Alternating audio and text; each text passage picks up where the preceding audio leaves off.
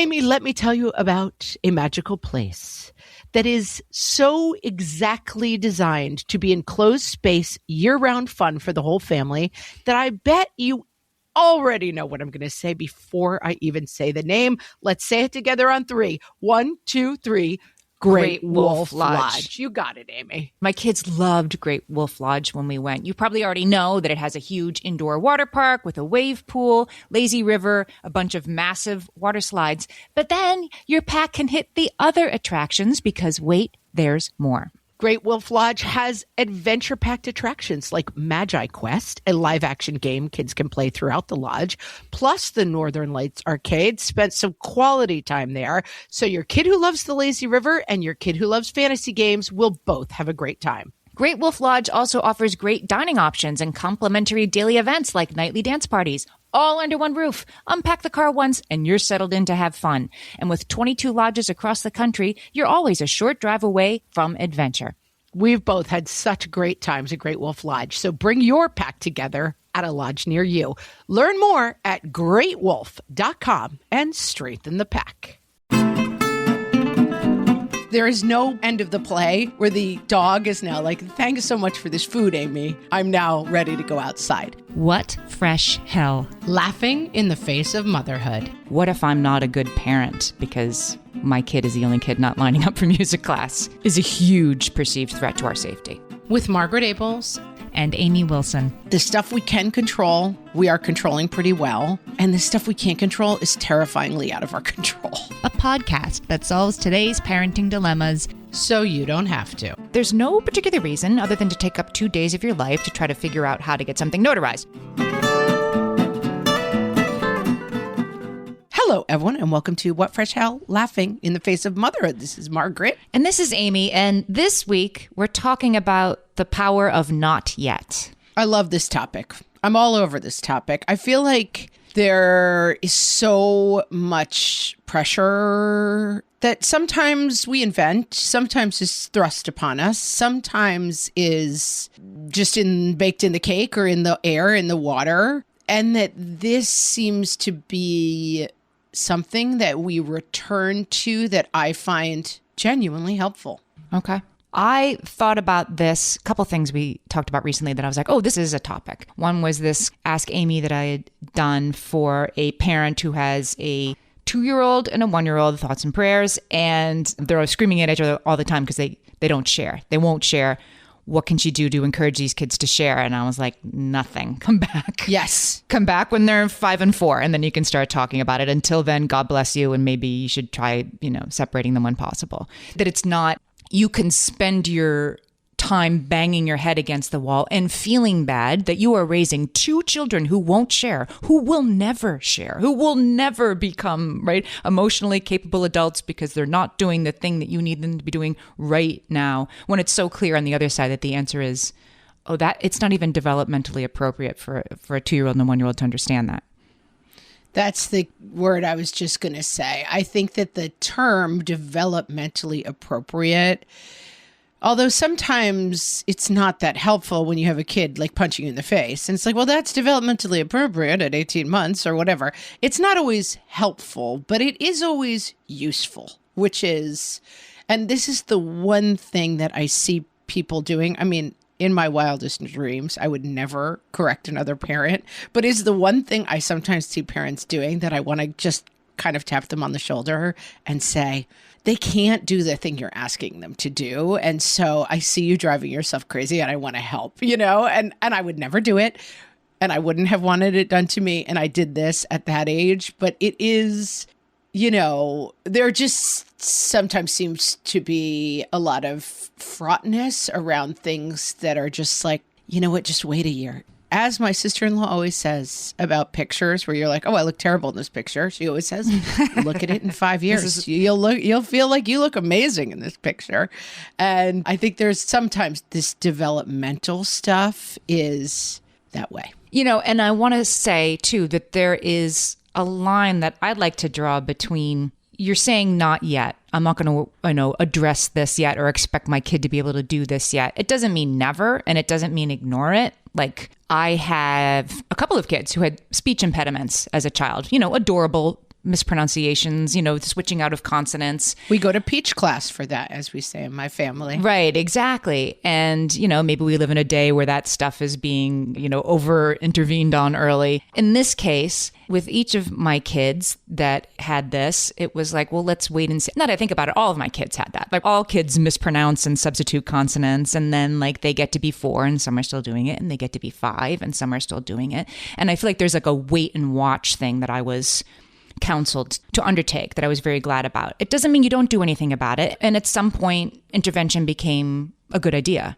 But it wasn't a good idea at 3 because it might go away on its own. It might not. It doesn't mean I'm never going to worry about, I have a really picky eater who's 4 and I'm just going to stop worrying about it forever. It's like, I'm going to stop worrying about this for another 6 months, another year, another 3 years, whatever the case may be. I'm going to push out my expectations on this. One thing that I will highlight as the parent of a kid on the spectrum is that this can be very hard advice when you don't know how things are going to go. So like sometimes when you have a kid who has a diagnosis, it can look like, well, they're either going to be kind of okay in this writ large way, or they're going to be very high needs and you don't know which way it's going to go. And so then the wait and see sometimes becomes like, oh, these early interventions are the things that make all the difference. And I think this advice, it's so much easier to see this in retrospect. That's, I think, the problem with this advice, which is like, sure, your kid, like forcing your maybe 18-month-old or 2-year-old to constantly say please and thank you to adults. Like, I know a lot of people just don't do that anymore because it's not really a thing. It's like training let me give you this example. They have constantly studied language in animals, and people are constantly tricked into thinking that animals can speak. So like you can put a thing in front, you could put like 6 buttons in front of a dog that one of them, when they press it, it says eat. And one of them, when they press it, it says out. It's my entire Instagram feed is the dogs with the 45. I love that content. You see it on TikTok, right? The dogs are talking, right? It's adorable. And they are not talking. They've trained themselves to touch a specific button for a specific result. Right. And it's cute and fine. And there's nothing wrong with it. But like, they're not actually talking. And there was a huge, listen to the You're Wrong About podcast about Coco the gorilla. There was this gorilla that people for years were convinced was signing language. And then, spoiler alert, the gorilla was not signing language. The gorilla was making... Oh, I don't know. There's controversy. Don't you think there's controversy? I believe the Coco could sign if I think babies can sign, which I've seen it happen, but maybe not. It's not language. That's the only thing I'm trying to say. It's different than language. Okay. All right. Like you can make a sign and get a certain result. That's not language. That's a kind of a party trick. It's the miracle worker. It's the first thing. Like the word means the thing and the thing is the word. The play about Helen Keller, it takes her the whole play to figure out what this happened in real life. That water, that when you spell these things, you mean water. That is language. That is language. But for animals, it is not language. There is no end of the play where the dog is now like, thanks so much for this food, Amy. I'm now ready to go outside. They're not developing language. Anyway, we're going down this crazy tangent. I'm not sure what's different, but it is that we're ascribing to, you're just saying that we're ascribing to an animal an ability to reason that's not there ever. And we're ascribing to a 2-year-old an ability to share that's not there yet. Right. Like you can teach 2-year-old to be like, peas, thank you. Like they can definitely do that, but they're not processing language. It's a party trick. It's not part on a developmental chain towards. That's the difference that I'm highlighting. So I think that I found some writing that this parent coach named Serena Natkin wrote about this. She called it the power of not right now. And this made sense to me because I think it's a problem because we think it's a problem, right? Like that, what I'm trying to say to this parent in a very supportive way is like, the problem is not that your 2 and 1-year-olds cannot share. The problem is that you expect them to share and you're going to bang your head against the wall until they hit kindergarten when all of a sudden they'll figure it out. They can do it. So the problem is actually in our heads, right? When we have the 3-year-old who is still throwing food. We're expecting a dog to talk.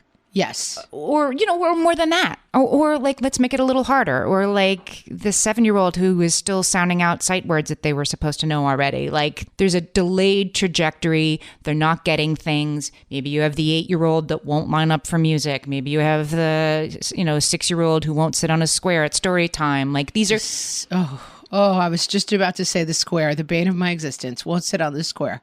The stakes are getting a little higher here, right? It isn't like, oh, my cute baby can say thank you, even though they don't understand what it means. This is like they're supposed to be doing something and other kids are maybe doing it and my kid is not yet doing that thing and you're maybe getting pressure. But anyway, Serena Natkin would argue that still it's mostly what happens here where you're feeling this pressure is mostly inside your head, the parent's head. And I thought that she made a really interesting point that when you're like, my kid is never going to be able to do this, never be able to, they have to tie shoes. Why don't they know how to tie their shoes yet? And I'm a bad person. And why don't they know? And they have to know right now that we're hitting this like fight and flight mode in our head, that it's anxiety. That makes a lot of sense. It's anxiety. It's just anxiety. It's anxiety. It was anxiety all along, as it turns out. And she's saying, we get into this fight or flight mode. Like we have to fix this or else they'll never be able to go to school. We start to, black and white thinking these things that will work out in the end. And the reason we do that is because we're anxious. And we're anxious because our brains are anxious when we are presented with perceived threats to our safety. I'm like, yeah, you got me here. But here's where I thought was really interesting. She's like, the strength of our parenting being threatened. Like, what if I'm not a good parent because my kid is the only kid not lining up for music class is a huge perceived threat to our safety. Yeah. And I think that we talked a lot about this in the mom blame episode, which was a very revelatory episode for me, that your child's outcomes are fully within your power is the enduring fallacy and onerous nightmare of motherhood, which is, that we were talking about autism and the idea used to be that like, oh, refrigerator mother caused these problems. But now the script has turned into like super mom can solve all of these problems. A lot of people are having a debate about whether or not these things are even problems, but the debate is never, you don't really have a ton of control over how a lot of this stuff turns out. And so I think what we're trying to get to is with not right now is this may or may not ever be possible for your child, but it is not possible right now. So let's try again in a year. I took a yoga class once and the guy had this very lovely manner and he would always say, reach for your feet, someday touch your toes. Reach for the floor, someday put your hands flat against it. And it just, that image, like if I could incorporate that more into my parenting, like I have a kid who I worried would never read. And let's be honest, was told by some people would never read, who now is a very enthusiastic reader. Not the strongest reader on earth, probably, but is reading. And in a way, is reading for pleasure, was something that I didn't know would ever happen. And it just took time. But also, it could have turned out the other way. This kid also could have never developed the ability to read. And as you say, the pain is in the gap. I want to control that outcome, but the outcome just took time. But it's so hard to sit and wait to see how it's going to turn out. It's patience, but it's also, it wasn't like, well, I guess I won't worry about it and see what happens, right? Like there was attention and probably interventions and thought put into how to steer the ship in the way that would be towards reading. I was going to say the correct way, but instead I'm just going to say the path towards reading, because reading is a nice thing to be able to do in this world. But taking out the fear that accompanies it as the parent, that it's on you. Which, to be 100% clear, I never did. Never took the fear out. Wasn't able to take the fear out. But I do think having a kid whose outcomes were murkier maybe than some for me has, to some degree, I think, helped me with my other kids just say, it's going to turn out some way. It's not going to turn out exactly the way. Basically, I'm not driving this ship. I'm basically just kind of waiting to see where it heads and trying to stop it from banging into the reef. But other than that, I'm not driving it. But your anxiety or your stubbornness about that this problem has to be fixed probably isn't going to get them where they're going any sooner. It's not. It's not. I'm bummed to tell you. It's definitely not. All right. We will be right back and talk more about this. I love this topic. Hellions, it's time for some spring cleaning, and I don't just mean the coat closets. Doing your financial spring cleaning can actually be super easy when you let Monarch do your financial spring cleaning for you. One dashboard that gets your entire financial life organized. No more clutter, no more mess, no more logins scattered everywhere, just accounts, investments, property, and more, all in one place. Get your first year of Monarch for half off, just $50 with promo code FRESH. Monarch allows you to look not only at what you've already spent, but also to plan for the future. With Monarch, you can set savings goals, plan for big purchases, and notice spending trends before they become a problem. I can generate cash flow reports that show me what we spent this quarter, this month, what we're probably going to spend next month, and feel prepared, organized, and knowing how to plan for the future. No more surprises and a lot more clarity. Try Monarch. Use code FRESH at monarch.com to get your first year half off at just $50. That's 50% off your first year at monarch.com with code FRESH. All my kids learned to swim when they were little. It was super important to me that they be confident and safe in the water. There was only one problem with that: taking them to swim lessons. I mean, the pools were freezing. There were always cranky adults doing laps right there. And it was definitely not, for any of us, what you would call fun. Amy, heard. But now there's Goldfish Swim School. Goldfish takes a really thoughtful approach to swim lessons, combining research-based teaching with a warm, kid-friendly environment that actually helps kids thrive in the water. Every detail at Goldfish is thoughtfully designed to create a golden experience, from shiver-free, warm indoor pools to comfy waiting areas for parents to professionally trained lifeguards on deck. Goldfish uses an approach called the science of swim play, which combines guided play with proven teaching techniques to help kids learn to swim, build water safety skills, and gain confidence, all at their own pace. Lessons are designed to meet kids exactly where they're at. If you've been thinking about swim lessons or just wondering where to start, this is a great opportunity. Right now, Goldfish Swim School is offering a waived membership plus your child's first lesson free at participating locations. Just visit goldfishswimschool.com/free to find a location near you and enroll using promo code FREE. That's goldfishswimschool.com/free, promo code FREE. We talked about, during the pandemic, another version of this. We did an episode called The Great Regression, which is not and is very relevant, I think, in an ongoing way. So the Great Regression was about, in the early days of the pandemic, a lot of us were experiencing our kids were sucking their thumbs again. Our kids were getting out of bed and wanting to drag their blankets around the house or whatever, like doing things. One listener wrote in that their kid was going back to using pull-ups at night. And like in the middle of everything else we had going on, we're like slowly being dragged backwards. Nothing great, as it turned out, about the Great Regression. It was the vast regression, not the Great Regression. At least we could point to like, okay, we're all going through some stuff. We're all going through some stuff. All of our kids are going through some stuff. And we could see in that situation, we talked about the kid wearing pull-ups again during this episode. Like, don't make that. That's not something you need to fix right now in April 2020. Like, do not go to battle over this because you're both home all day and your kid's got nothing else to do. So you want to make a huge thing out of this, really focus on your concerns that your kid is using pull-ups again. You have to let this one go and just like, I'll see you in 6 months.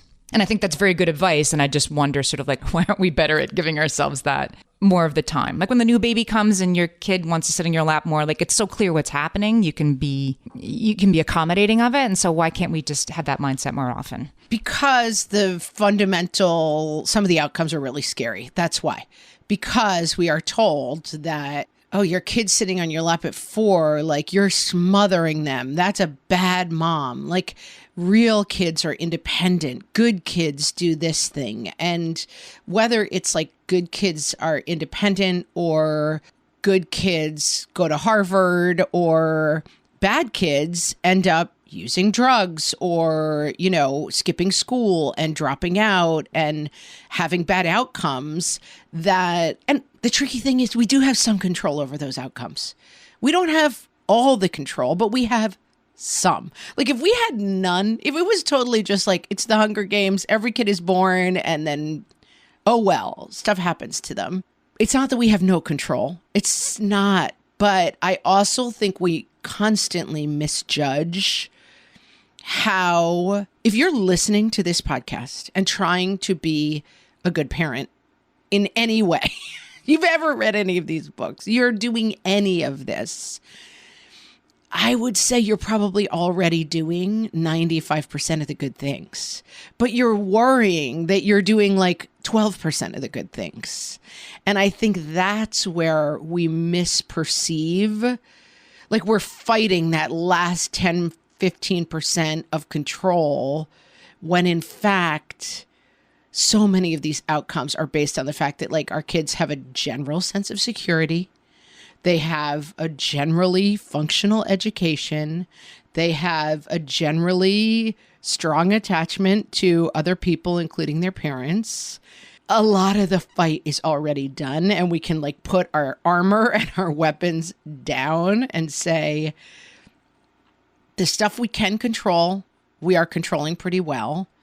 And the stuff we can't control is terrifyingly out of our control. Right. But not for us. We did a recent episode on growth mindset. And is it a thing and is it a good thing? And some people were like, well, the study's flawed. But like teaching our kids to have a growth mindset is undoubtedly a good thing. A growth mindset is like, I can make mistakes and learn from things. I'm on my way to something better. A fixed mindset is like, you're either good at math or you're not. And so what's the point? That's a fixed mindset. So of course it's better for our kids to have a growth mindset. And I think we put a lot of thought and time into making sure our kids know that they have a growth mindset, and then we kind of forget to have a growth mindset on their behalf. I can get very fixed mindset about like... That's a good point, that we see our kids as like the picky eater, or we see our kids as like the problem learner, and that we forget that our kids are changing a lot and growing and have some potentials that we don't see.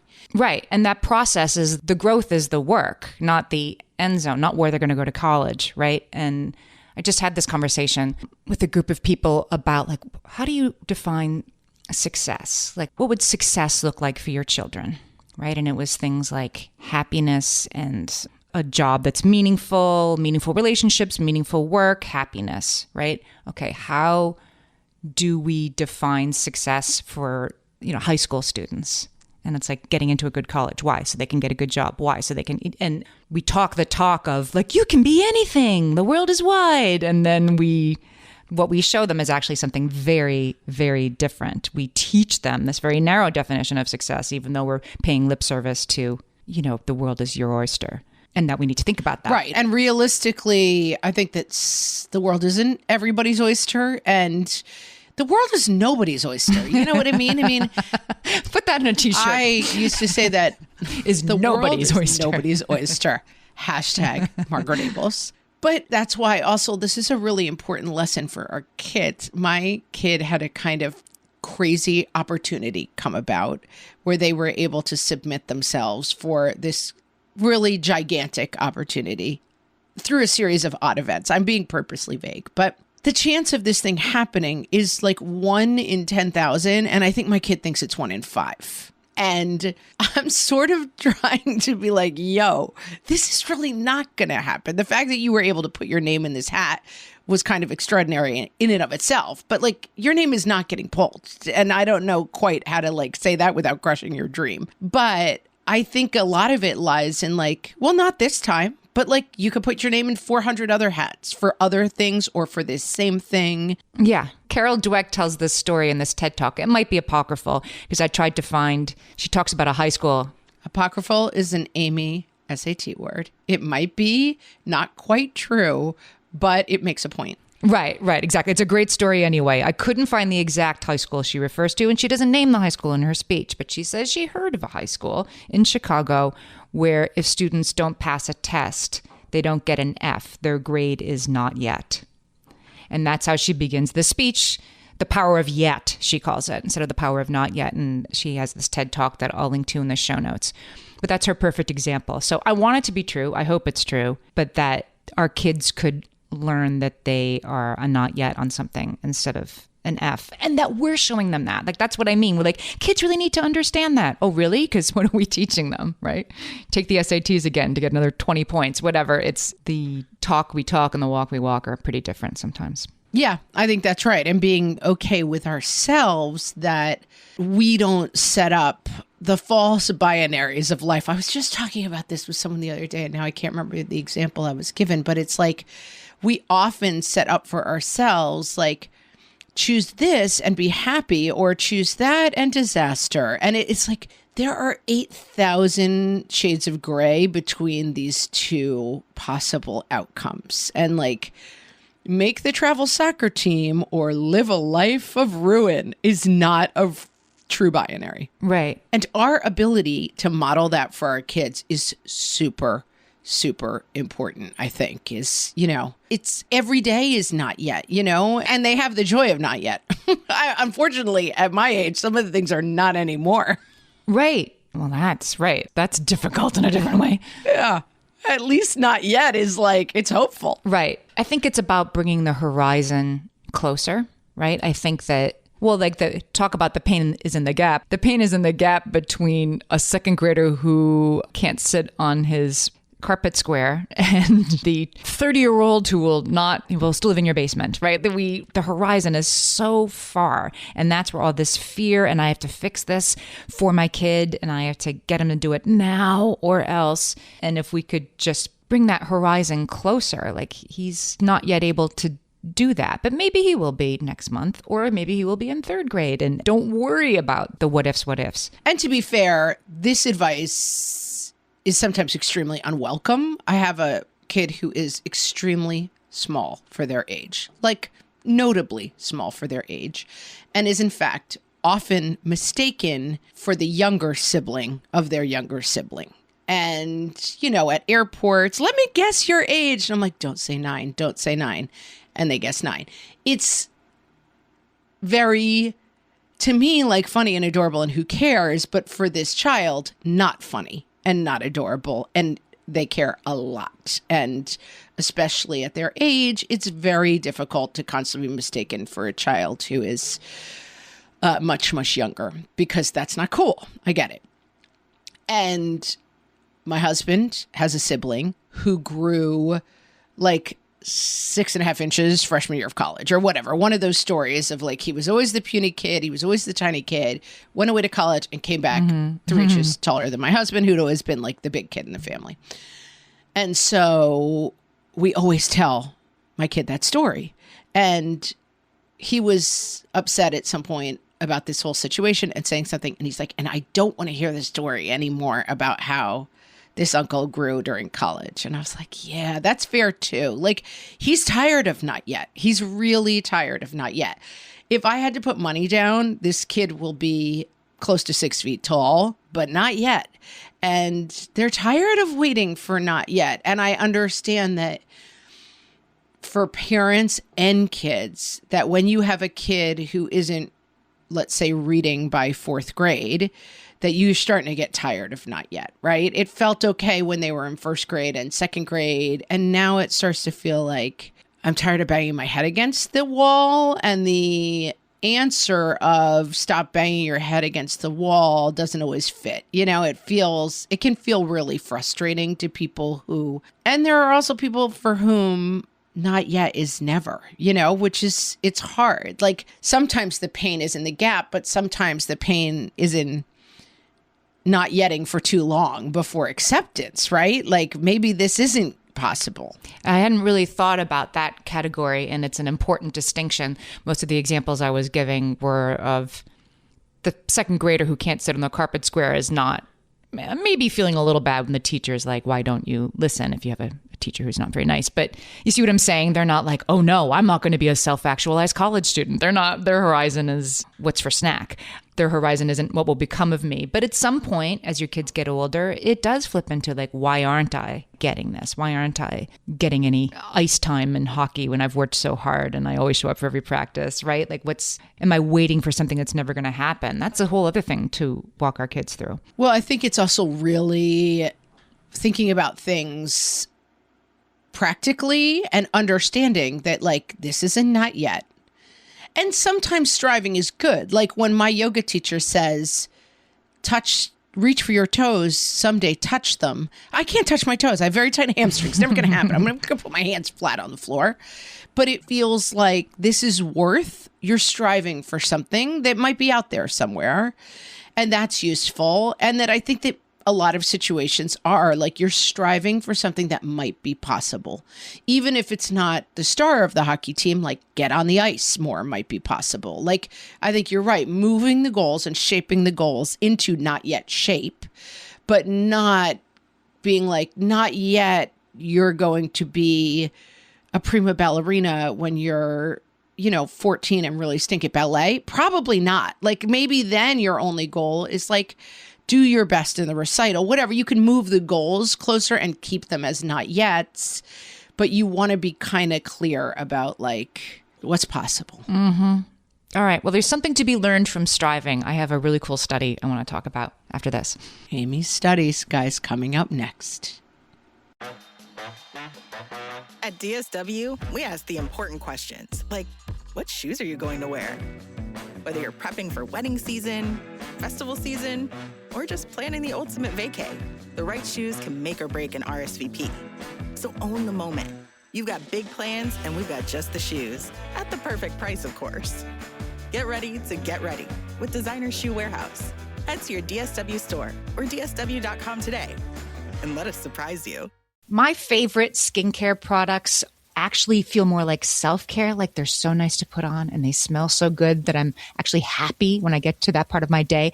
And I swear that is how I feel about Osea's anti-aging body balm. Amy, you are usually the lotions and potions queen on this podcast, but I have to say, hard agree. Osea's anti-aging body balm is a liquid silk body balm that combines the lasting hydration of a lotion with the firming power of a serum, leaving skin smoother and firmer. This body balm is clinically tested and designed to deliver visible results you can see and feel. So we've gotten to use this product for a couple of months now, and I swear I have really noticed firmer and smoother skin, like on the back of my hands. It's like getting a mini spa treatment from head to toe. Get a spring-worthy glow with clean, clinically tested skincare from Osea.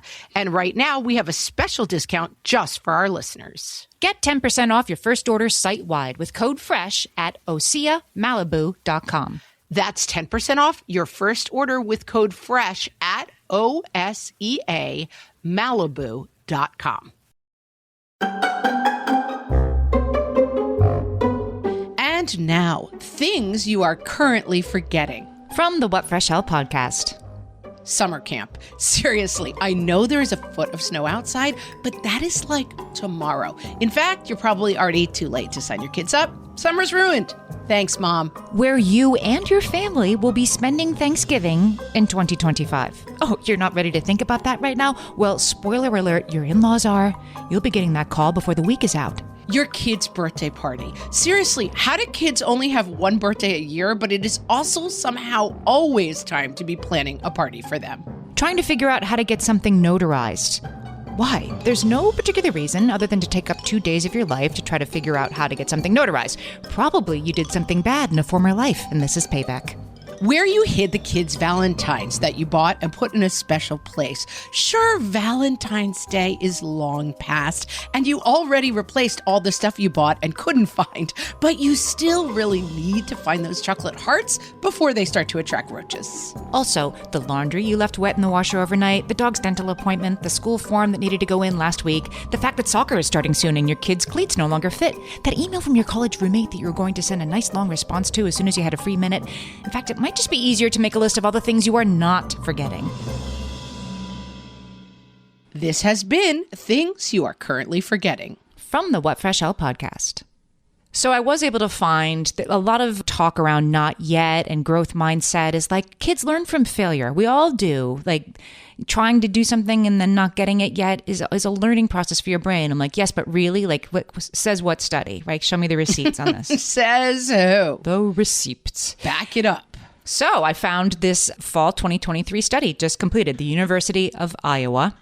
They wanted to study if they could prove how the brain learns from human error. Does it react differently to a right answer than to a mistake?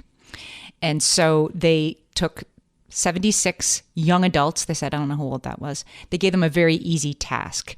They were supposed to look at a bunch of arrows on a screen and then like look at the upper right one. It doesn't say one of a group of arrows and click the direction indicating which way that arrow was pointing. It was easy on purpose. So they're doing this task, and almost all the time they were correct, and they'd get a triangle on the screen if they got the right answer. So they're going along, this is easy, this is not really getting harder. Well, the crux of the study was once in a while, whether or not they were wrong, sometimes the answer was correct, they'd be thrown up a picture of something else, like a turtle or a frog or something, indicating they had not gotten the right answer. They were just randomly given, nope, that's wrong, even if it had been correct, which was an unexpected outcome or surprise. Like, wait, I thought that was right. So they measured how the brain responded to a right answer versus a wrong answer.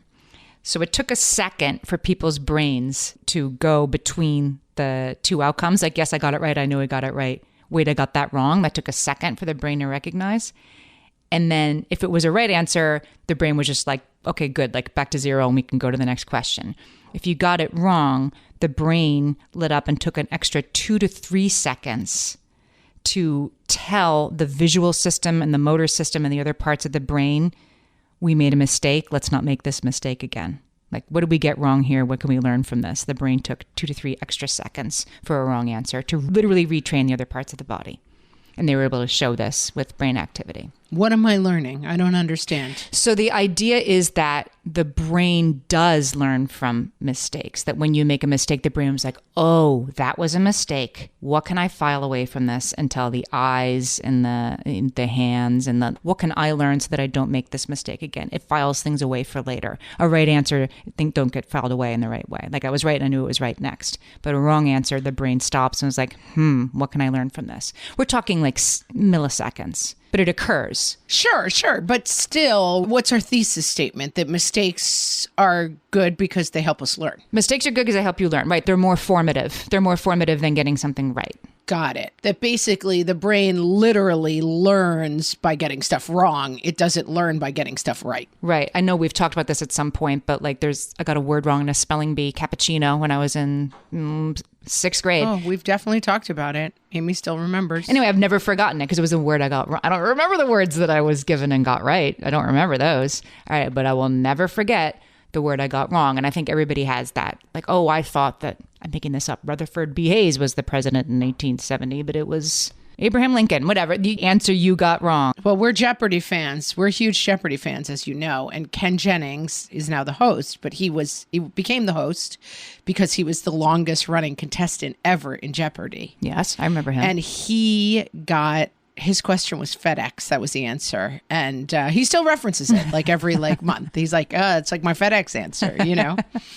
Yeah. So, I mean, what does that teach us really about the power of not yet? I think it's that we are not supposed to make our kids' path to eventual success shorter than it is. Yeah. And I also think that we approach our kids with a mindset. I tend to have this mindset from a mentor of mine at work that like when something goes wrong, which it does because we're running a podcast company and that's not, what either of us necessarily train for. We're figuring things out as we go. And everybody who we work with is smart and great. And like that when stuff goes wrong, it's like, okay, what did we learn from this? What is this mistake teaching us? What are we not going to do again? If it's human error, let's just move on. Human error happens. If it's a systems problem, let's fix the system. And I feel like that mindset, I'm just thinking for the first time, is something that I would like to give more voice to around my kids. Like, this can't be fixed. We just had a morning where after a day off yesterday in which I kept saying to people, is there anything we need to prep for tomorrow? Is everybody finished? I woke up at 7 o'clock this morning, or I became interactive with my children around 7 o'clock this morning, at which point I was told that one of my children needed to be dressed as Harry Houdini by 7:45 a.m. And I was like, okay, so the 86 times I mentioned this yesterday, and my instinct was to just go insane and scream. And I'm like, oh, this is me. Like, this is so me that I can't even be mad at it. Like, the kid... It's human failure. It's human failure. It's not a systems error. I mean, maybe it is a systems error if we wanted to go back and be like, all right, everyone walk me through your school computer, because it would have somewhere said like history presentation is tomorrow. So like maybe we could fix the system, but it's just the way that this kid rolls, and also the way that I roll, which is I'm 100% certain there is nothing I need to do tomorrow until I get the phone call that's like, you were supposed to be at the dermatologist 45 minutes ago. It's just... This kid like writing down somewhere that March 1st, making up a date, is the day Harry Houdini presentation, and then keeping track of that as opposed to what day it is, which PS big kids have trouble with that too, now that there's like no like real calendars anywhere. That's a not yet. I mean, we could revisit our systems, to be honest. We have a kitchen calendar where like things like dresses Harry Houdini is supposed to go so that we all kind of see it and remember it. Part of it is system failure, but at this point of the year, the systems are a little shaky. We may reset after an upcoming break, hopefully, but all this to say, sometimes you try and fail, Amy, I guess.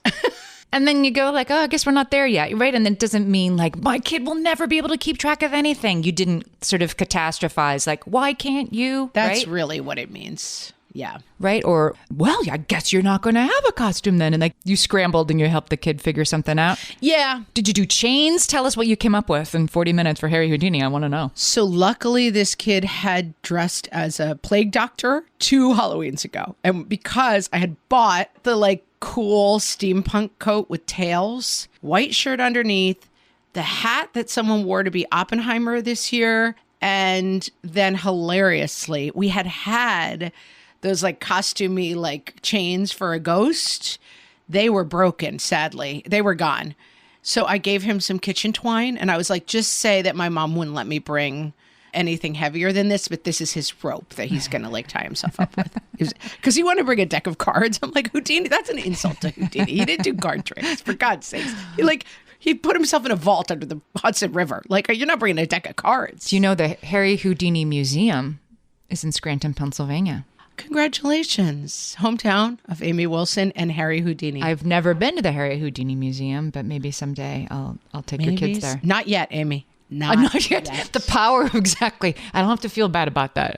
I think we've solved it right there, Amy. You haven't been to the Harry Houdini Museum. I believe in me. I believe in you as well. Friends, have you been saying to yourself, follow and subscribe? Not yet. I just get the episodes as I want. I'm just testing. Right. Please listen, people. Apple Podcast is hosing us right now with they're not downloading the podcast. Nobody's getting it. It's a problem. Please follow and subscribe to the podcast wherever you listen. Remind if someone says, oh, I've been listening, what first show? Are you subscribed? Are you following? This is the key because people aren't getting our podcast. It's a bummer and we need your help. Like, follow, subscribe. Yep, that's it. Thanks for doing it and thanks for telling your friends about the show. And with that, we will talk to you next time. So long, everybody.